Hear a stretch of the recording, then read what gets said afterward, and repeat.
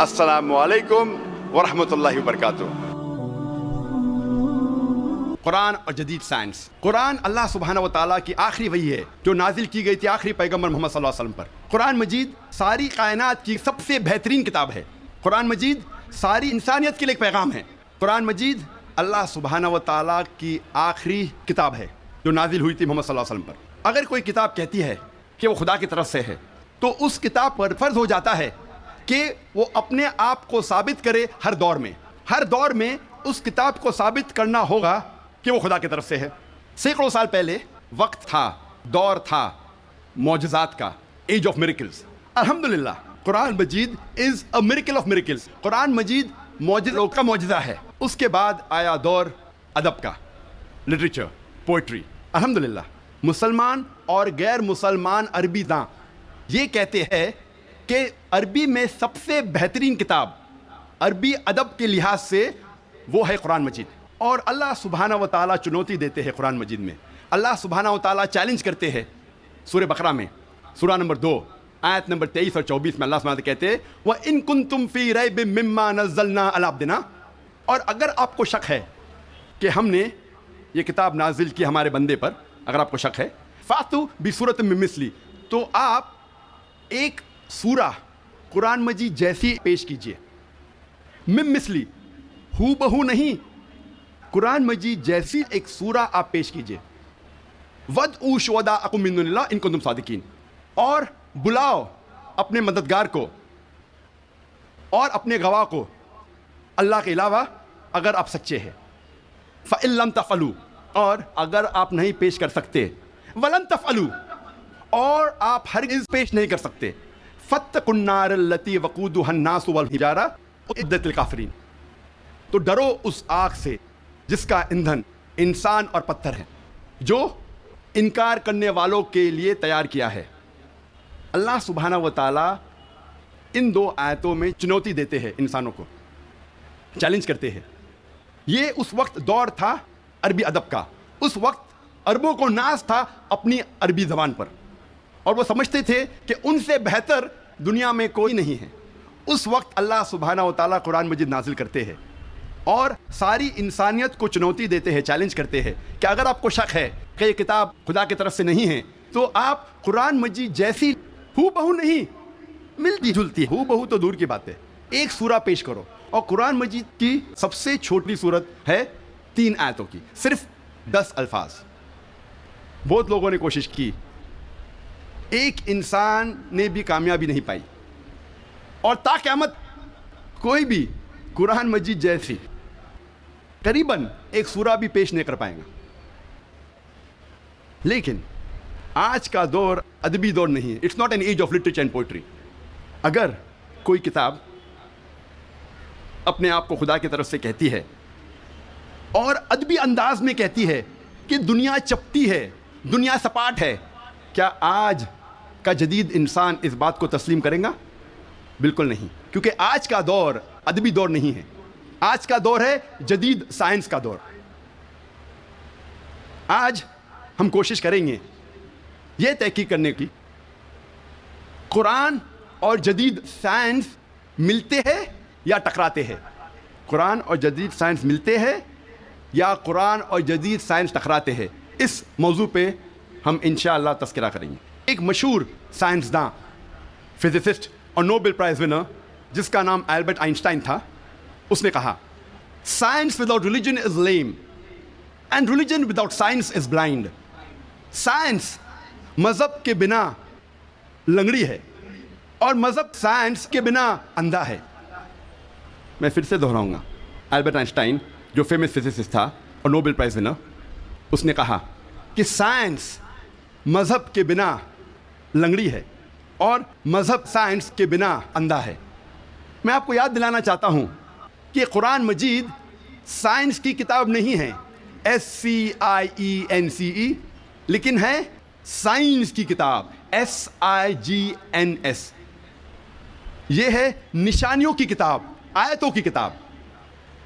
اور قرآن مجید میں 6000 سے زیادہ نشانیاں ہیں، 6000 سے زیادہ آیتیں ہیں، ان میں سے 1000 سے زیادہ الحمدللہ سائنس کے بارے میں ذکر کرتی ہے۔ آج کی اس تقریر میں میں صرف ان سائنٹیفک فیکٹس، سائنس کے حقائق کے بارے میں ذکر کروں گا which have been established، جو سائنسداں ثابت کر چکے ہیں۔ Scientific hypotheses, scientific theories, scientific نظریہ، ان کے بارے میں ذکر نہیں کروں گا، کیونکہ ہم جانتے ہیں کہ many a time scientific hypothesis theories take U-turns۔ یہ سائنس کے نظریے جو ہیں کئی بار وہ اپنے نظریے سے پلٹ جاتے ہیں۔ اسی لیے اس تقریر میں صرف میں سائنٹیفک فیکٹس کے بارے میں ذکر کروں گا، سائنس کے حقائق کے بارے میں۔ سب سے پہلے ہم تذکرہ کریں گے ایسٹرونومی کے بارے میں، فلکیات کے بارے میں۔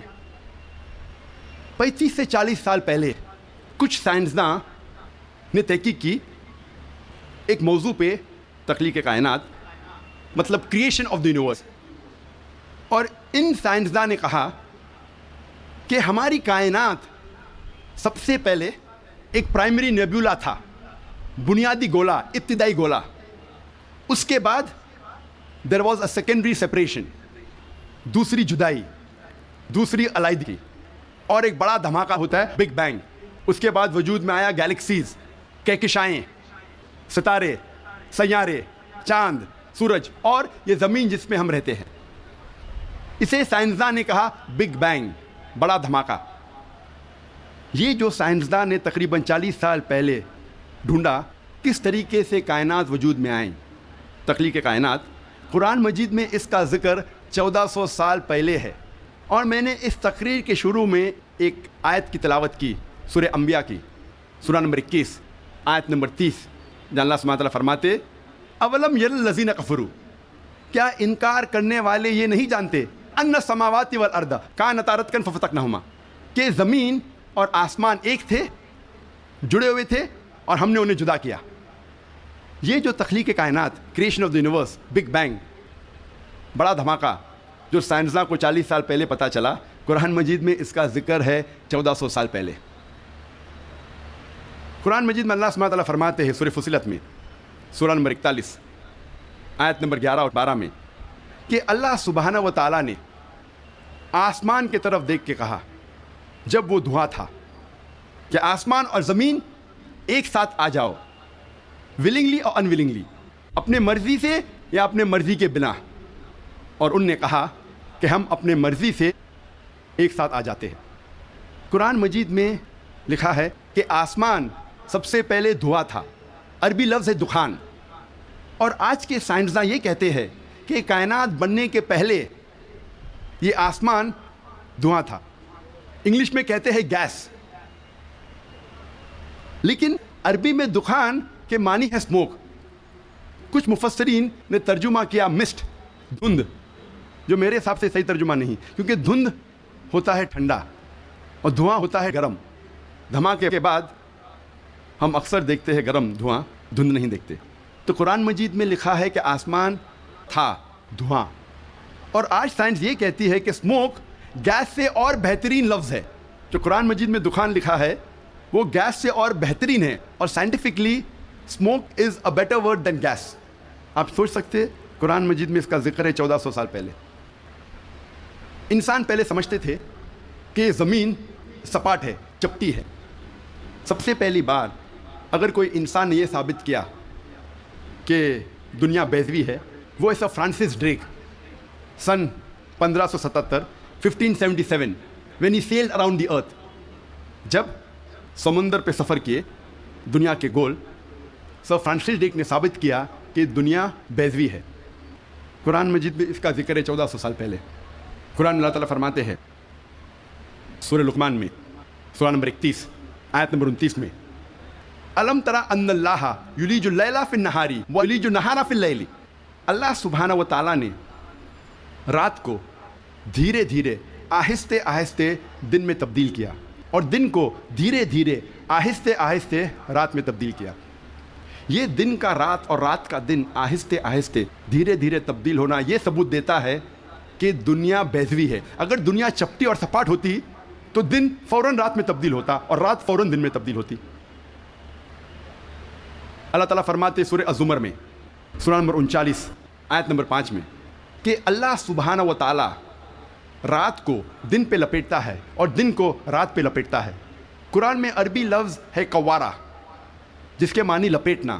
جس طریقے سے ایک انسان پھیٹا سر پہ لپیٹتا ہے، a person coils the turban on the head، اسی طریقے سے اللہ تعالیٰ فرماتے ہیں کہ رات دن پہ لپیٹی جاتی ہے اور دن رات پہ لپیٹا جاتا ہے. یہ دن کا رات اور رات کا دن پہ لپیٹنا اسی وقت پاسبل ہے جب دنیا بیضوی ہے. اگر دنیا چپٹی اور سپاٹ ہوتی تو ممکن نہ ہوتا. قرآن مجید میں اللہ تعالیٰ فرماتے ہیں سورہ نازیات میں، سورہ نمبر 79 چیپٹر 79 آیت نمبر 30 میں، وَالْأَرْضَ بَعْدَ ذَلِكَ دَحَاهَا، اور اس کے بعد اللہ سبحانہ و تعالیٰ نے زمین کو پھیلایا بچھونا جیسے. دہا کہ ایک معنی ہے پھیلانا، اور دہا کی دوسری معنی آتا ہے عربی لفظ دھویا سے، جس کے معنی ہے بیضا، جس کے معنی ہے انڈا. اور ہم جانتے ہیں کہ دنیا گول ہے، بیضوی ہے، اور ہم یہ بھی جانتے ہیں آج کہ دنیا پوری طریقے سے گول نہیں ہے. وہ اوپر اور نیچے سے from the poles it is flattened, اوپر اور نیچے سے چپٹی ہے، جسے ہم کہتے ہیں انگریزی میں جیو اسفیئریکل ان شیپ، عرضی بیضوی. اور یہ لفظ جو دہا ہے وہ عام انڈے کے لیے نہیں ہے، عام بیضے کے لیے نہیں، خصوصاً شتر مرغ کے انڈے کے لیے، شتر مرغ کے بیضے کے لیے. اور جب ہم دیکھتے ہیں شتر مرغ کا بیضا انڈا اس جیو اسفیئریکل ان شیپ، عرضی بیضوی کی شکل میں ہے. آپ سوچ سکتے ہیں 1400 سال پہلے اس کتاب میں لکھا ہے کہ یہ زمین، یہ دھرتی اس جیو اسفیئریکل ان شیپ، عرضی بیضوی شکل میں ہے. پہلے انسان یہ سوچتے تھے یہ چاندنی جو ہے، چاند کی روشنی، یہ اس کی خود کی روشنی ہے. چند صدی پہلے ہمیں پتہ چلا کہ چاند کی روشنی، چاندنی اس کی خود کی روشنی نہیں ہے، یہ سورج کی لی ہوئی روشنی ہے، سورج کی منعکس شدہ ریفلیکٹڈ لائٹ ہے، بوروڈ لائٹ ہے. قرآن مجید میں اللہ سبحانہ و تعالیٰ فرماتے ہیں سورہ فرقان میں سورہ نمبر 25 آیت نمبر 61 میں، اللہ سبحانہ و تعالیٰ نے آسمان میں برج رکھے، تاروں کے جھنڈ، اور اس میں رکھا سورج جس کے پاس خود کی روشنی ہے، سلگتا ہوا چراغ، اور رکھا چاند جس کی لی ہوئی روشنی ہے. قرآن میں سورج عربی میں کہا گیا ہے شمس، اور اس کی روشنی کو کہا گیا ہے سراج، وہاج اور دیا، جس کے معنی ہے سلگتا ہوا چراغ یا مشال یا دیا. تینوں کے معنی ہیں کہ سورج کی روشنی خود کی ہے. اور چاند کو کہا گیا ہے قرآن مجید میں قمر، اور چاندنی کو کہا گیا ہے منیر یا نور. منیر مینز بوروڈ لائٹ، لی ہوئی روشنی، یا نور میننگ ریفلیکٹڈ لائٹ، منعکس شدہ روشنی، ریفلیکٹڈ لائٹ.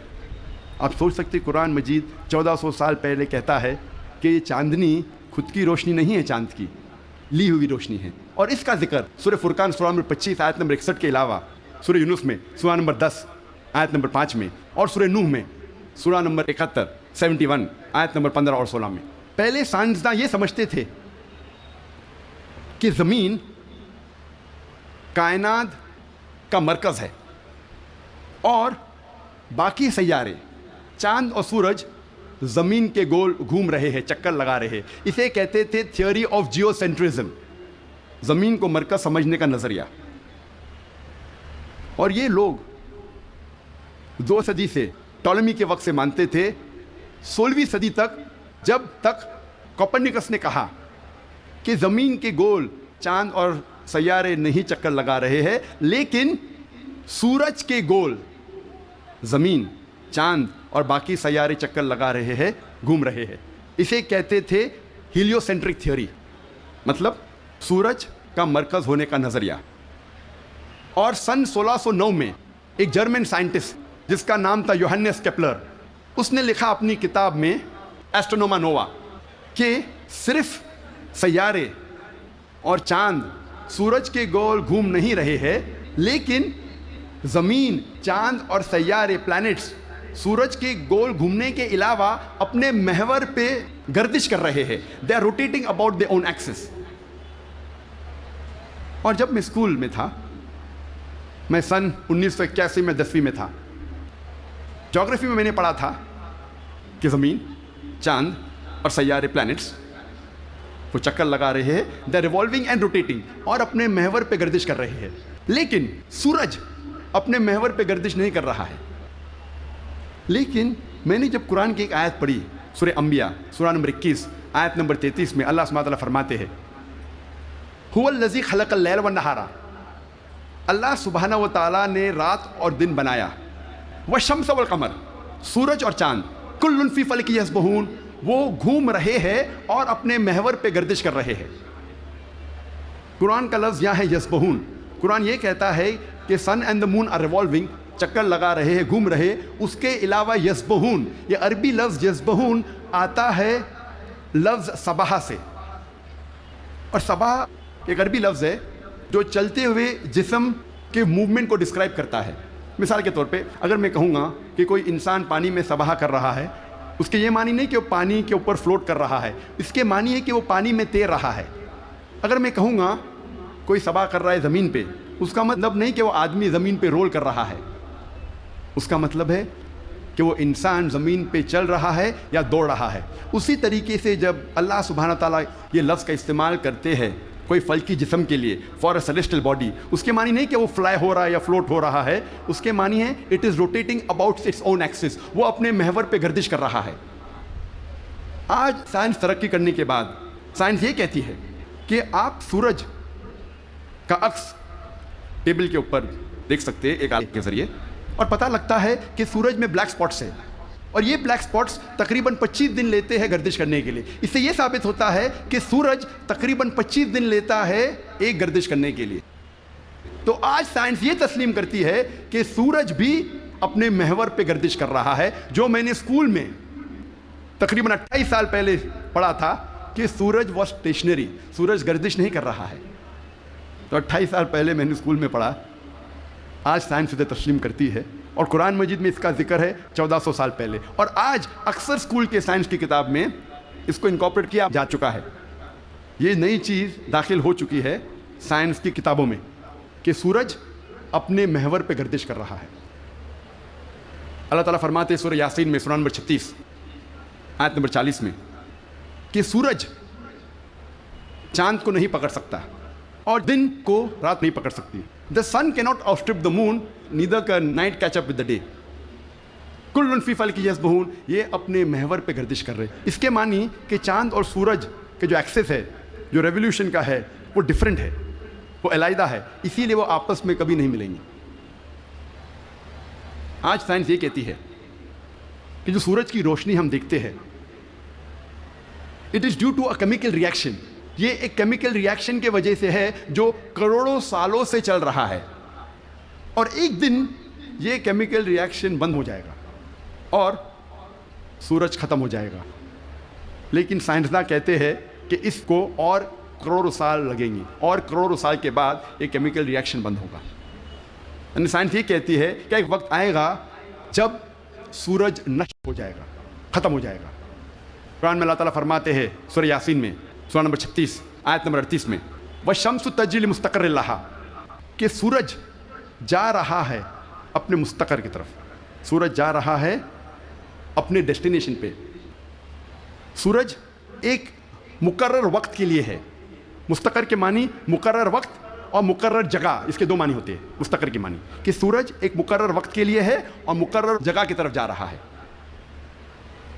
یہ سائنس آج تسلیم کرتی ہے کہ سورج ایک مقرر وقت کے لیے ہے. اور سائنس یہ بھی مانتی ہے کہ سورج کائنات کے ایک نقطے کی طرف جا رہا ہے جس کا نام ہے سولر اپیکس. ان دا ہرکولینز الفا لائرا 12 میل پر سیکنڈ کی رفتار پہ. قرآن میں لکھا ہے مستقر، مقرر جگہ کی طرف. سائنس کہتی ہے دونوں معنی مستقر کے، مقرر جگہ اور مقرر وقت، دونوں الحمدللہ صحیح ہے. اور اس کا ذکر سورہ یاسین سورہ نمبر 36 آیت نمبر 38 کے علاوہ سورہ رعد میں بھی ہے سورہ نمبر 13 آیت نمبر 2، سورہ فاطر سورہ نمبر 35 آیت نمبر 13، سورہ لقمان سورہ نمبر 31 آیت نمبر 29 اور سورہ الزمر سورہ نمبر 39 آیت نمبر 5 میں. سب جگہ کہا گیا ہے کہ سورج ایک مقرر وقت کے لیے ہے، ایک مقرر جگہ کی طرف جا رہا ہے. آج سائنس یہ کہتی ہے جو آسمان ہمارے زمین کے اوپر ہے، جسے ہم کہتے ہیں ایٹماسفیئر، وہ ایک محفوظ چھت کی طرح ہے. اور سائنسداں یہ کہتے ہیں کہ خطرناک rays like ultraviolet rays, X rays, یہ چھت، یہ ایٹماسفیئر ان خطرناک ریز کو زمین پہ آنے سے روکتا ہے، ورنہ زمین پہ جاندار چیز مٹ جائیں گی.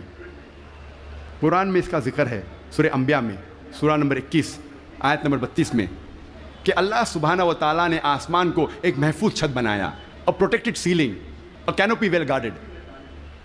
آپ سوچ سکتے ہیں قرآن میں اس کا ذکر 1400 سال پہلے ہے، جو سائنسدان نے حال ہی میں 50 سال پہلے، 100 سال پہلے، 150 سال پہلے کہا کہ یہ ایٹماسفیئر از اے پروٹیکٹڈ سیلنگ. جب میں اسکول میں تھا تقریباً 28 سال پہلے، میں نے سائنس میں سیکھا تھا there are 3 types of matter, solid, liquid and gas. 3 قسم کے مادہ تھے، سالڈ، لکوڈ اینڈ گیس. آج سائنس یہ کہتی ہے کہ 3 مادہ، 3 اسٹیٹس آف میٹر کے علاوہ اور بھی ہے. ہم پہلے یہ سمجھتے تھے کہ آرگنائز ایسٹرونامیکل سسٹمز کے باہر، آرگنائز فلکیات کے باہر خلا تھا، ویکیوم تھا. آج سائنس کہتی ہے کہ انٹرسٹیلر اسپیس، سیارے کے بیچ مادے کے پل ہے، برجز آف میٹر ہے، جسے آج ہم کہتے ہیں پلازما، جسے سائنسداں کہتے ہیں 4th اسٹیٹ آف میٹر، 4تھی قسم مادے کی آج سائنسداں کہتے ہیں پلازما ہے. قرآن میں اس کا ذکر 1400 سال پہلے ہے، سورہ فرقان میں، سورہ نمبر 25 آیت نمبر 59 میں، 59 میں، کہ اللہ سبحانہ و تعالیٰ نے زمین اور آسمان کو بنایا اور اس کے بیچ میں ساری چیزیں بنائیں. مطلب زمین اور آسمان کے بیچ میں ویکیوم نہیں ہے. آج سائنس اسے کہتی ہے مادے کے پل، برجز آف میٹر، کہتی ہے پلازما ہے، 4th اسٹیٹ آف میٹر. اور اس کا ذکر سورہ فرقان سورہ نمبر 25 آیت نمبر 59 کے علاوہ سورہ ہجر میں، سورہ نمبر 15 آیت نمبر 85 میں، سورہ سجدہ سورہ نمبر 32 آیت نمبر 4 میں، سورہ صفات سورہ نمبر 37 آیت نمبر 5، اور سورہ احقاف سورہ نمبر 46 آیت نمبر 3 میں کئی جگہ لکھا ہے کہ اللہ سبحانہ و تعالیٰ نے زمین اور آسمان بنائے اور اس کے بیچ میں ساری چیزیں. Talking about the 4th state of matter, plasma. ایک مشہور سائنٹسٹ جس کا نام ایڈوین ہبل ہے، اس نے کہا تھا کہ کائنات پھیل رہی ہے، دا یونیورس از ایکسپینڈنگ. اور قرآن میں اللہ تعالیٰ فرماتے ہیں سورہ ذریات میں، سورہ نمبر 51 آیت نمبر 47 آیت نمبر 47 میں، کہ ہم نے یہ کائنات بنائی پھیلتی ہوئی. عربی لفظ مؤسیونا، پھیلنا. اور آج سائنس اس کو تسلیم کرتی ہے کہ ہماری کائنات پھیل رہی ہے، our universe is expanding. کئی دشمن اسلام یہ کہیں گے، جو کرٹکس آف اسلام یہ کہیں گے کہ قرآن مجید میں فلکیات کا ذکر ہونا کوئی عجوبہ نہیں، نتھنگ گریٹ، کوئی بڑی بات نہیں ہے کہ قرآن مجید میں فلکیات کا ذکر ہے، کیونکہ عرب فلکیات میں ماہر تھے.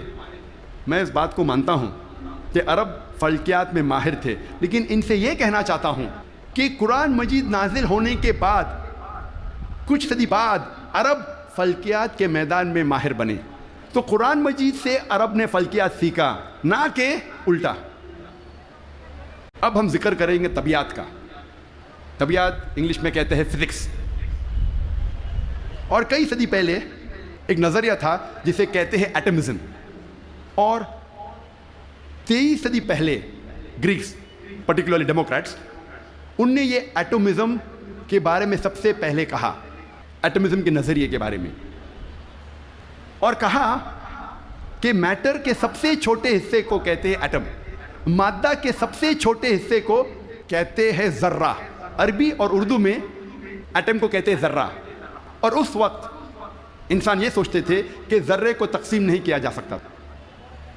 آج سائنس ترقی کرنے کے بعد ہم مانتے ہیں کہ atom is the smallest part of matter having the characteristics of the element. ذرہ مادے کا سب سے چھوٹا حصہ ہے جو ایلیمنٹ کے کیریکٹرسٹکس رکھتا ہے، لیکن یہ ذرہ تقسیم کیا جا سکتا ہے انٹو پروٹونز، الیکٹرونز، نیوٹرونز. قرآن مجید میں ذرے کا ذکر ہے تو لوگ سمجھیں گے قرآن مجید آؤٹ ڈیٹڈ ہے، یہ پرانی کتاب ہے. ذرے کا ذکر ہے، اب یہ آؤٹ ڈیٹڈ ہے. قرآن میں ذرے کا ذکر ہے، لیکن ذرے کے آگے کیا لکھا ہے وہ بھی ہمیں دیکھنا چاہیے. قرآن مجید میں لکھا ہے سورہ سبا میں، سورہ نمبر 34 آیت نمبر 3 میں، کہ انکار کرنے والے جب کہیں گے کہ وہ گھڑی کبھی بھی نہیں آئے گی، آخرت کے بارے میں، قیامت کے بارے میں، وہ گھڑی کبھی نہیں آئے گی، تو اللہ تعالیٰ فرماتے کہو ان سے ضرور آئیں گی اللہ کی مرضی سے، جس کے پاس علم غیب ہے، جس کے علم میں چھوٹا سا ذرہ زمین اور آسمان میں، اور اس چیز جو ذرے سے چھوٹی ہے اور بڑی ہے اس کا علم بھی اس کی کتاب میں محفوظ ہے۔ تو قرآن مجید میں لکھا ہے کہ ذرے برابر چیز کا علم ہے اللہ کے پاس، اور ذرے سے چھوٹی چیز اور بڑی چیز کا علم بھی ہے۔ اور یہ انفارمیشن، یہ خبر دہرائی گئی ہے سورہ یونس میں، سورہ نمبر 10 آیت نمبر 61 میں، کہ اللہ سبحانہ و تعالیٰ کے علم میں ہے ذرے جیسی چیز جو آسمان اور زمین پہ ہے، اور وہ چیز جو ذرے سے بھی چھوٹی ہے اور ذرے سے بڑی ہے اس کی کتاب میں محفوظ ہے۔ تو قرآن آؤٹ ڈیٹڈ نہیں ہے، قرآن اپ ٹو ڈیٹ ہے۔ قرآن پرانی کتاب نہیں، بٹ الحمدللہ جدید کتاب ہے۔ اب ہم ذکر کریں گے واٹر سائیکل کے بارے میں، پانی کے چکر کے بارے میں۔ ہم جو اسکول میں پڑھتے ہیں واٹر سائیکل کے بارے میں، پانی کے چکر کے بارے میں، سب سے پہلے اس جدید پانی کے چکر کا ذکر کیا تھا سر برنارڈ پیلیسی نے سن 1580 میں۔ اور ہم جانتے ہیں، ہم نے اسکول میں پڑھا ہے کہ water evaporate from the ocean, پانی سمندر سے بھاپ بن کے اوپر جاتا ہے، جڑ کے بادل بنتا ہے، بادل جڑتے ہیں اور اندرونی حصے میں ہوا کے ذریعے جاتے ہیں، پھر ان کی تقسیم ہوتی ہے اور پانی بادل سے برستا ہے۔ بارش برسنے کے بعد یہ پانی نہر بن کر، اسٹریم بن کے، لیک بن کے پھر سے جاتا ہے سمندر میں، اور یہ پانی کا چکر کمپلیٹ ہوتا ہے۔ پہلے لوگ کو 16ویں صدی کے پہلے اس کا علم نہیں تھا۔ 7 صدی قبل مسیح تھیلز آف ملیٹس نے کہا تھا یہ بارش کیسے آتی تھی؟ یہ جو اوشن کا سپرے ہے، سپرے آف دی اوشن، ہوا سے اٹھاتی تھی اور اندرونی حصے میں بارش جیسے برساتی تھی۔ یہ لوگ سمجھتے تھے بارش اس طریقے آتی تھی۔ لوگ کو یہ نہیں پتا تھا کہ زمین کے نیچے جو پانی ہے وہ کیسے جمتا تھا۔ کئی نظریات تھے۔ لوگ پہلے سوچتے تھے کہ یہ ہوا کا دباؤ پانی پہ، سمندر پہ، پانی کو زمین سے نیچے لے جاتا تھا اور اس طریقے سے زمین کے نیچے پانی آتا تھا۔ لوگ پہلے یہ سمجھتے تھے at the time of Pluto کے وقت کہ یہ پانی ایک خفیہ راستے سے واپس جاتا تھا سمندر کی طرف، سمندر میں secret passage, the great abyss known as the Tartarus at the time of Pluto. ایک خفیہ راستے سے پانی زمین کے نیچے سے جاتا تھا سمندر میں، اسے کہتے تھے گریٹ ایبس ٹارٹرس۔ اور یہ لوگ سمجھتے تھے 16ویں صدی تک۔ 18ویں صدی میں ڈیسکارٹس بھی اس بات کو تسلیم کرتا تھا، اور 19ویں صدی میں ایرسٹوٹل کا نظریہ بھی لوگ سمجھتے تھے صحیح ہے کہ viper was picked up and it condensed in mountain caverns which gave rise to underground lakes which was the source of water for the springs۔ یہ پانی کی بھاپ پہاڑ میں جم جاتی تھی اور پھر زمین کے نیچے بنتے تھے تالاب جو سپرنگز کو پانی دیتے تھے۔ یہ تالاب، انڈر گراؤنڈ تالاب جو ہے، سپرنگز کو پانی دیتے تھے۔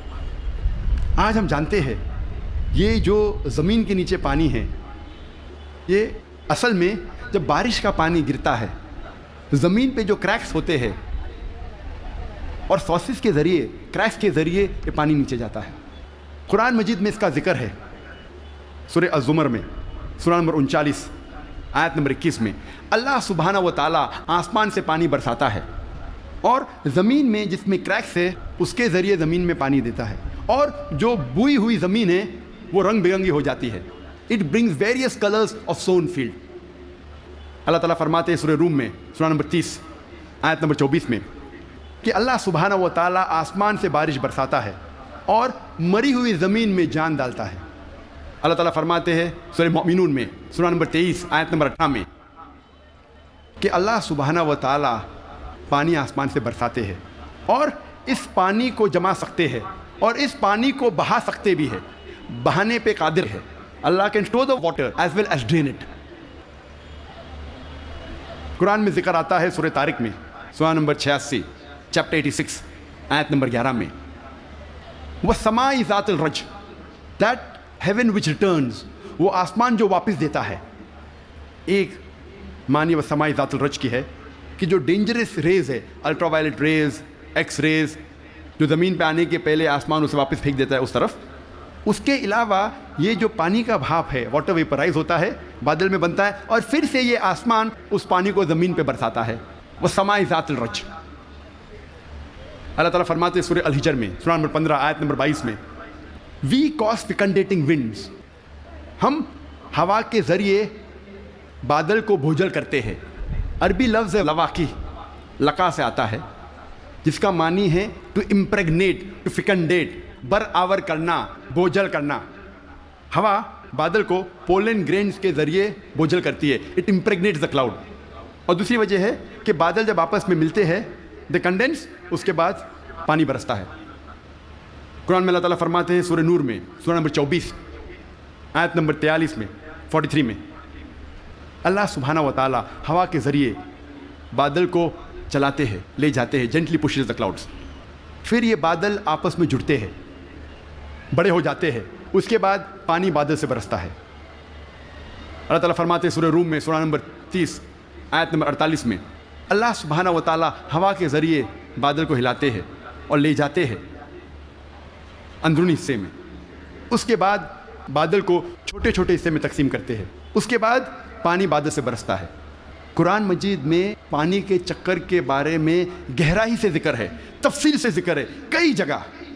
سورہ اعراف میں سورہ نمبر 7 آیت نمبر 57 میں، سورہ رعد سورہ نمبر 13 آیت نمبر 17 میں، سورہ فرقان سورہ نمبر 25 آیت نمبر 48 اور 49 میں، سورہ فاطر سورہ نمبر 35 آیت نمبر 9 میں، سورہ یاسین سورہ نمبر 36 آیت نمبر 34 میں، سورہ جاسیہ سورہ نمبر 45 آیت نمبر 5 میں، سورہ قوف سورہ نمبر 50 آیت نمبر 9 اور 10 میں، سورہ واقعہ سورہ نمبر 56 آیت نمبر 68 to 70، سورہ ملک سورہ نمبر 67 آیت نمبر 30، سورہ طارق سورہ نمبر 86 آیت نمبر 11۔ کئی آیتیں ہیں قرآن مجید میں جو تفصیل کے ساتھ ذکر کرتے ہیں پانی کے چکر کے بارے میں۔ صرف پانی کے چکر کے بارے میں اگر ذکر کرے گھنٹوں تک تقریر دے سکتے ہیں، صرف قرآن مجید میں پانی کے چکر کا ذکر۔ اب ہم تذکرہ کریں گے ارضیات کے بارے میں، جیولوجی۔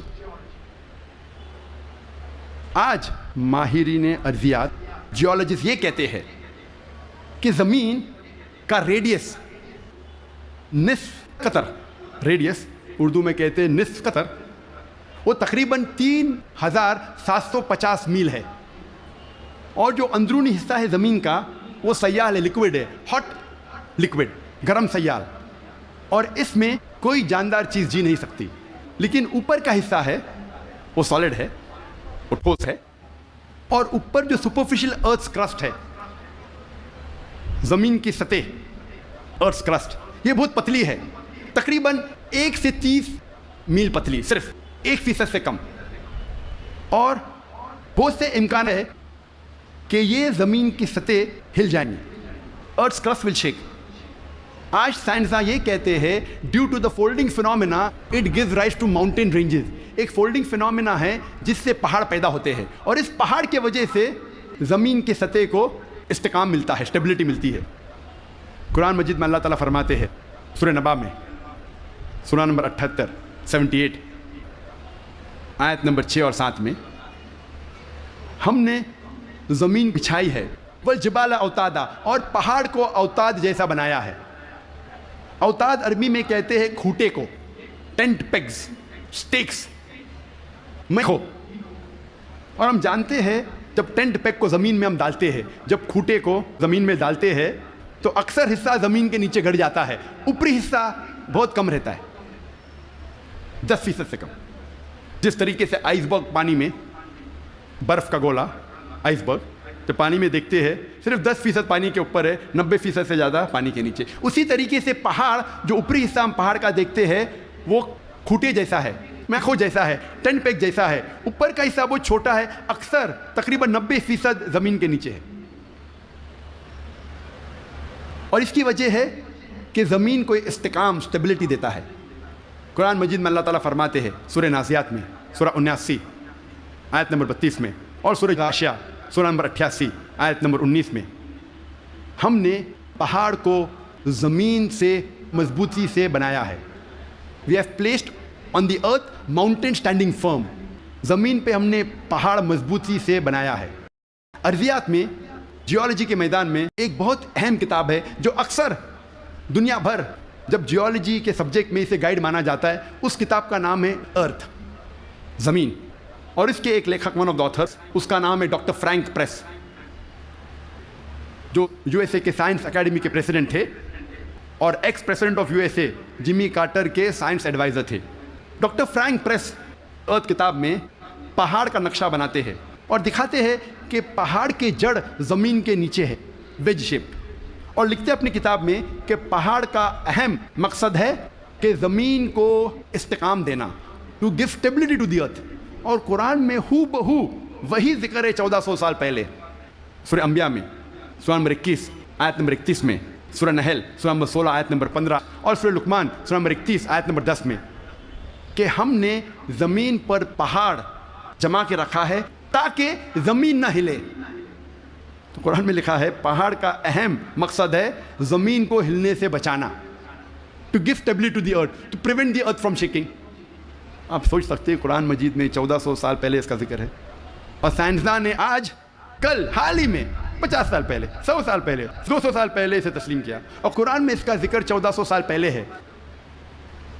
اب ہم تذکرہ کریں گے علم بحر کے بارے میں, اوشنوگرافی کے بارے میں. اور اوشنوگرافی کے فیلڈ میں قرآن مجید میں اللہ سبحانہ تعالیٰ فرماتے ہیں سورہ فرقان میں سورہ نمبر 25 آیت نمبر 53 میں 53 میں, اللہ سبحانہ و تعالیٰ نے 2 قسم کے پانی بنائے ہیں, ایک پینے والا اور میٹھا اور دوسرا کھارا اور کڑوا, اور دونوں کے بیچ اللہ نے ایک برزخ بنایا ہے, بنا دکھنے والا ایک ویل, ایک پردہ. عربی میں لفظ برزخ, برزخ کے معنی پردہ. جس طریقے سے انسان مرتا ہے اور واپس سے قیامت میں اٹھنے کے پہلے ہم کہتے ہیں برزخ میں ہے, انسین, جو دیکھے نہیں جا سکتا ہے وہ زندگی. قرآن میں کہا گیا برزخ, نہ دیکھے جانے والا پردہ. قرآن میں پھر سے اس کا ذکر ہے سورہ رحمان میں سورہ نمبر 55 آیت نمبر 19 اور 20 میں, جو آج ہمارے ننھے سے قاری نے اس کی تلاوت کی. مرج البحرین یلتقیان بینہما برزخ لا یبغیان, کہ اللہ سبحانہ و تعالیٰ نے 2 قسم کے پانی بنائے جو آپس میں ملتے ہیں, لیکن ان کے درمیان ایک برزخ ہے, ان کے درمیان ایک پردہ ہے. لوگ پہلے جانتے تھے کہ 2 قسم کے پانی ہیں, کھارا اور میٹھا, کھارا پانی میٹھا پانی, لیکن مفسرین قرآن یہ نہیں سمجھ پاتے تھے اللہ تعالیٰ کیا کہنا چاہتا ہے جب کہتا ہے کہ کھارے اور میٹھے پانی کے درمیان برزخ ہے. پانی آپس میں ملتا ہے لیکن یہ ایک دوسرے سے گھل مل نہیں سکتا. کھارا پانی اور میٹھا پانی ملتا ہے لیکن ان کے درمیان برزخ ہے تاکہ ایک پانی دوسرے پانی میں مل نہیں سکے. تو مفسر قرآن یہ سمجھ نہیں پاتے تھے اللہ تعالیٰ کیا فرمانا چاہتا ہے. آج جو سائنس ترقی کرنے کے بعد اور علم بحر کے بارے میں ہم آج اور جانتے ہیں, جب پروفیسر ہے جو USA کے مشہور ماہر ہے علم بحر میں, یہ سائنٹسٹ نے کہا کہ اس کے معنی ہیں آج ہم جانتے ہیں کہ جب بھی میٹھا پانی کھارے پانی میں جاتا ہے, بہتا ہے, وہ میٹھا پانی اپنی مٹھاس کو کھو دیتا ہے اور کھارا بن جاتا ہے, اور اس کے درمیان دیر از اے ٹرانزیشنل ہوموجنائزنگ ایریا, جو عربی میں قرآن میں لکھا ہے برزخ, ایک پردہ. آج جو سائنس نے جانا قرآن مجید نے 1400 سال پہلے لکھا کہ کھارے اور میٹھے پانی کے درمیان ہے ایک پردہ. یہ پانی ملتا ہے لیکن آپس میں گھل مل نہیں سکتا. They meet but they do not mix. اور سب سے بہترین مثال جو ہم آنکھ سے دیکھ سکتے ہیں وہ ساؤتھ افریقہ میں in the southern part in the Cape area, دونوں کھارا اور میٹھا پانی ملتا ہے. ہم دیکھ سکتے, ہم یہ بھی دیکھتے کہ دونوں پانی کا رنگ الگ ہے. یہ مثال ہم ایجپٹ مصر میں بھی دیکھ سکتے ہیں, جب river Nile flows into the Mediterranean sea. River Nile بہتی ہے میڈیٹرینین سی میں. اور سب سے بہترین مثال ہے گلف اسٹریم, جو ہزاروں میلوں تک چلتی ہے. گلف اسٹریم شروع ہوتی ہے گلف آف میکسیکو میں, نارتھ ورڈ جاتی ہے towards the east coast of North America, پھر جاتی ہے eastward towards the west coast of Europe. ہزاروں میل بہتی ہے, دونوں پانی لیکن علیحدہ ہے, یا سپریٹ, ڈسٹنکٹ. اگر آپ کشتی میں سفر کر رہے ہیں اس گلف اسٹریم کے کنارے پہ اور پانی ایک طرف سے لیں گے اور پانی دوسرے طرف سے لیں گے تو پتہ چلتا ہے ایک پانی میٹھا ہے ایک کھارا. اس کی حرارت, اس کی ٹیمپریچر بھی ڈیفرنٹ ہے. قرآن مجید میں اس کا ذکر ہے 1400 سال پہلے. میں اور ایک مثال پیش کروں گا قرآن مجید میں علم بحر کی. کچھ عربوں نے قرآن مجید کی ایک آیت لی سورہ نور کی, سورہ نمبر 24 آیت نمبر 40, اور اس کا ترجمہ پیش کیا پروفیسر درگا راؤ کے پاس. پروفیسر درگا راؤ اس وقت کنگ عبدالعزیز یونیورسٹی جدہ میں پڑھاتے تھے اور وہ ماہر تھے علم بحر میں. He was a Marine geologist. اور ترجمہ پیش کیا اور کہا آپ کا اس قرآن کی آیت پہ کیا خیالات ہے. قرآن مجید میں لکھا ہے سورہ نور میں سورہ نمبر 24 آیت نمبر 40 میں کہ انکار کرنے والوں کے ذہن کی کیفیت ایسی ہے جس طریقے سے سمندر کے گہرائی میں اندھیرے پر اندھیرا، موج پر موج، لہر پہ لہر، اس کے اوپر بادل. جب انسان اپنے ہاتھ کو آگے کرتا ہے وہ دیکھ نہیں سکتا. اللہ جسے روشنی نہیں دیتا وہ دیکھ نہیں سکتا. یہ آیت کا ترجمہ سننے کے بعد پروفیسر درگا راؤ نے کہا کہ یہ عام سمندر کا ذکر نہیں ہے، یہ ایک گہرے سمندر کا ذکر ہے. اور پہلے انسان یہ نہیں جانتا تھا کہ سمندر کی گہرائی میں اندھیرا تھا. سینکڑوں سال پہلے، 100-200 سال پہلے جب سب مرین ایجاد ہوئی اور جب انسان سمندر کی گہرائی میں گیا تب انہیں پتہ لگا اور تب محسوس ہوا کہ سمندر کی گہرائی میں اندھیرا ہے. عام انسان 20 میٹر سے زیادہ جب سمندر میں اندر جاتا ہے تو وہ تیر نہیں سکتا، اور 200 میٹر سے زیادہ اندر جائے گا بنا کوئی آلہ کے، بنا کوئی ایکوپمنٹ کے، تو انسان مر جائے گا. آج سب مرین کے ذریعے ہم انڈر واٹر جا سکتے، ہمیں پتہ چلتا ہے کہ سمندر کی گہرائی میں اندھیرا ہے. پروفیسر درگا راؤ نے کہا اندھیرا 2 وجہ کے لیے ہے. سب سے پہلی وجہ ہے جب روشنی پانی میں داخل ہوتی ہے، روشنی کی کرن، تو ایک کے بعد ایک رنگ پانی میں جذب ہوتا ہے. آج سائنس یہ کہتی ہے کہ روشنی کی کرن 7 رنگ سے بنی ہوئی ہے. وپ گیور، وائلٹ، انڈیگو، بلو، گرین، یلو، اورنج اور ریڈ. وائلٹ، انڈیگو، بیگنی، بلو، نیلا، گرین، ہرا، یلو، پیلا، اورنج، نارنگی، ریڈ، لال. سب سے پہلے 10 یا 15 میٹر پانی کے نیچے لال رنگ جذب ہو جاتا ہے. اسی لیے انسان اگر پانی میں 30 میٹر کی گہرائی پہ جاتا ہے، اگر اسے چوٹ لگتی ہے اور خون بہنے لگتا ہے تو وہ انسان اپنے خون کا لال رنگ دیکھ نہیں سکے گا. 30 سے 50 میٹر جذب ہوتا ہے نارنگی رنگ. 50 سے 100 میٹر کے درمیان پانی کے نیچے جذب ہوتا ہے پیلا رنگ. 100 سے 200 میٹر کے درمیان جذب ہوتا ہے ہرا رنگ، اور 200 میٹر کے بعد پانی کے نیچے جذب ہوتا ہے نیلا رنگ، اور اس کے نیچے پورا اندھیرا ہے.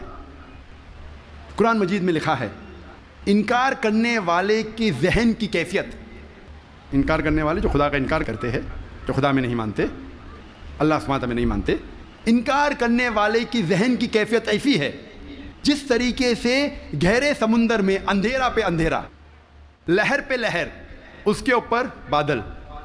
دوسری وجہ اندھیرے کی ہے، پروفیسر درگا راؤ کہتے ہیں، وہ ہے بادل. جب سورج کی روشنی آتی ہے کئی بار بادل اس روشنی کو جذب کر لیتا ہے، اس لیے بادل کے نیچے ہم دیکھتے ہیں اندھیرا.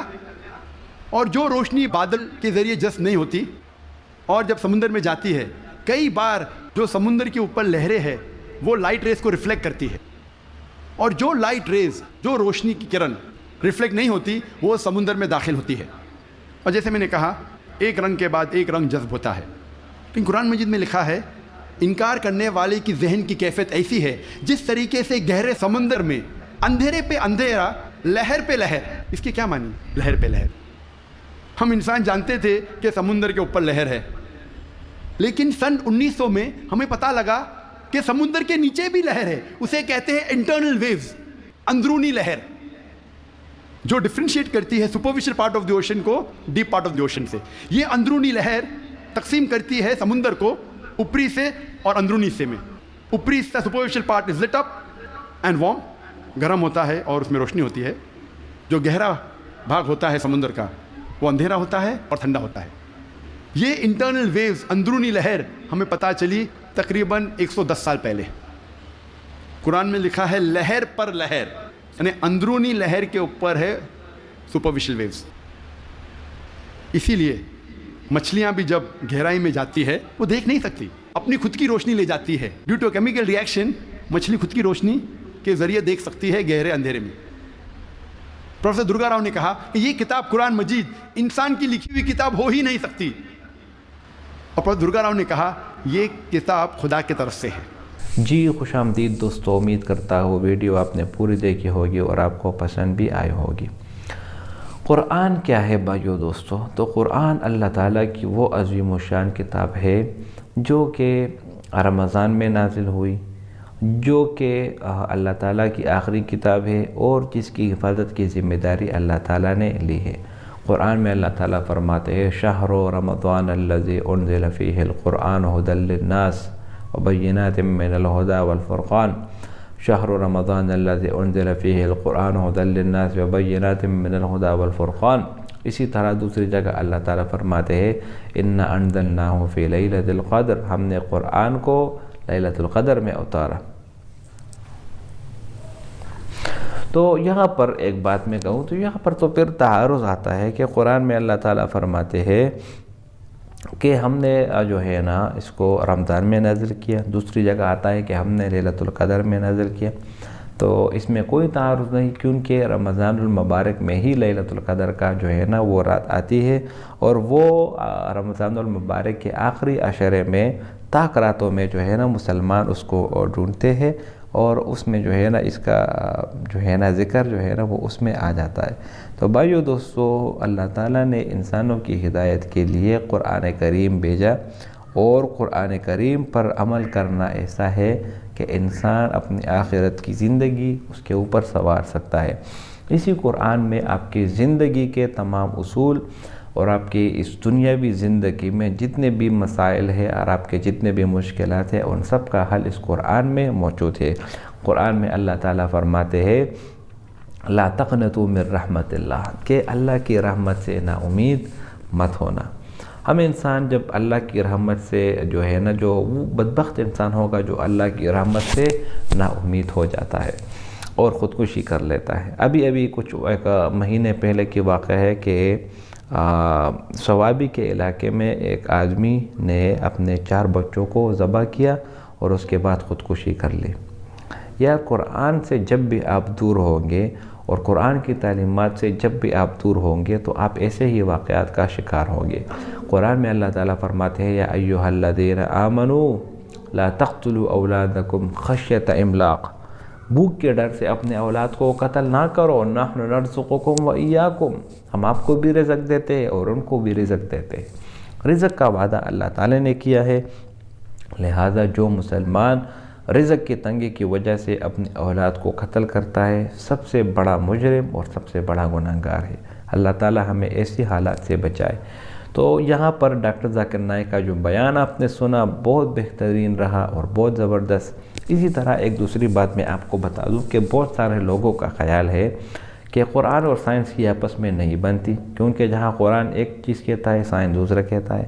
تو بھائیو دوستو، ہمارے لیے دلیل سائنس نہیں ہے، ہمارے لیے دلیل قرآن ہے۔ اور ایسی بہت ساری باتیں ہیں جو 100 سال 200 سال پہلے لوگ نہیں جانتے تھے، اب جا کر قرآن کی بات سائنس جو ہے نا وہ ثابت کرتے ہیں کہ ہاں واقعی یہ بات بالکل ٹھیک ہے۔ مثال کے طور پر رسول اللہ صلی اللہ علیہ وسلم کا معجزہ، جب چاند 2 ٹکڑے ہوئے کفار کے جو انہوں نے یہ معجزہ طلب کیا، رسول اللہ صلی اللہ علیہ وسلم نے آپ کے اشارے پر وہ چاند 2 ٹکڑے ہوئے۔ ابھی سائنسدانوں نے ریسرچ کی ہے کہ بالکل جو چاند ہے اس میں دراڑ ہے، اور واضح دراڑ اس میں جو ہے نا وہ دیکھا جا سکتا ہے۔ اسی طرح جو بگ بینگ کی تھیوری ہے وہ ابھی آئی ہے تقریباً 100 سال پہلے یا 150 سال پہلے، جبکہ قرآن نے 1400 سال پہلے اس کا ذکر کیا۔ اولم یر الذین کفروا ان السماوات والارض کانتا رتقا ففتقناہما۔ تو ایسے بہت ساری باتیں ہیں جو قرآن نے 1400 سال پہلے کہی اور سائنس اب جا کر ان کو ثابت کر رہی ہے۔ تو سائنس ہمارے لیے کوئی دلیل نہیں ہے، ہمارے لیے دلیل قرآن مجید ہے، لیکن بہت سارے لوگ ابھی بھی یہ مانتے ہیں کہ سائنس اور قرآن ان دونوں میں تضاد ہے۔ یہ غلط بات ہے، بلکہ ہمارے لیے دلیل وہ صرف اور صرف قرآن مجید کی ہے۔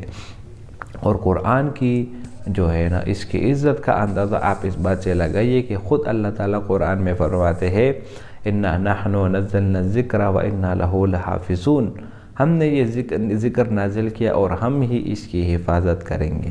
تو قرآن کی حفاظت کی ذمہ داری اللہ تعالیٰ نے لی ہے، اور اس میں قیامت تک کوئی تبدیلی نہیں آئے گی. اس کے کوئی حرف میں یا اس میں کوئی اپنے آپ سے حرف نہ ہی زیادہ کرے گا نہ ہی کم کرے گا. اور 1400 سال گزرنے کے باوجود ماشاءاللہ قرآن کی جو حفاظ ہے اس میں اضافہ بھی ہو رہا ہے اور اس میں کوئی تبدیلی بھی نہیں آئی. اسی طرح ہمیں انسان کو اگر اس دنیا میں کوئی چیز حرام ہے یا حلال ہے تو وہ بھی قرآن نے بتا دی ہے. اور اسی طرح اس دنیا میں ہمارے لیے زندگی گزارنے کا جو بہترین نمونہ ہے وہ بھی اللہ تعالیٰ نے قرآن میں ہی بتا دی ہے. قرآن میں اللہ تعالیٰ فرماتے ہیں لَقَدْ كَانَ لَكُمْ فِي رَسُولِ اللَّهِ أُسْوَةٌ حَسَنَةٌ کہ بے شک آپ کے رسول کی زندگی آپ کے لیے بہترین نمونہ ہے. تو قرآن اور سائنس کے متعلق جتنے بھی اعتراضات ہیں اس کے اوپر بہت بڑی بڑی کتابیں بھی لکھ چکی ہیں. آپ گوگل سے بھی ریسرچ لے سکتے ہیں. اسی طرح ڈاکٹر ذاکر نائک نے بھی بہت بہترین جو ہے نا اس کی نشاندہی کی. بیان تو بہت بڑا بہت لمبا تھا، لہٰذا آپ کو اگر ٹائم ملے تو اس کے علاوہ اور بھی بہت سارے ایسے مواد ہیں جس میں قرآن اور سائنس وغیرہ کا موازنہ کیا گیا ہے. امید کرتا ہوں ویڈیو آپ کو پسند آئی ہوگی. اگر ویڈیو آپ کو پسند آئے تو اس چینل کو سبسکرائب کریں. بہت شکریہ.